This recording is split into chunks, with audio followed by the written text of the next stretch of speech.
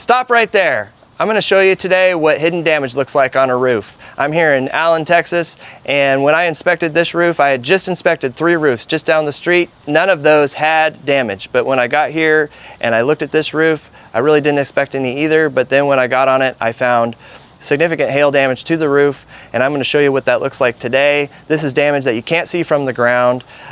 All right, we're up here on the roof, and I'm going to show you what hidden damage looks like. So this roof was done in 2019, and then Allen was hit by another hailstorm.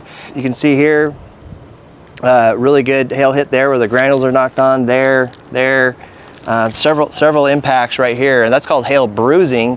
And a shingle is basically made of 3 components: a fiberglass mat, which kind of looks like a dryer sheet, and then they pour asphalt on that, and that's the waterproofing part of the shingle.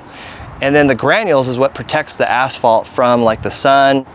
Well, if the granules get knocked off due to hail or anything else, that actually basically advances the age of the roof, voids the warranty, and potentially can cause a leak, because what happens now is that asphalt's exposed to the sun, it dries out, it cracks, and is no longer waterproof. And so once there's so many of these impacts on a roof on multiple sides like this one, the insurance company goes ahead and just totals the whole roof.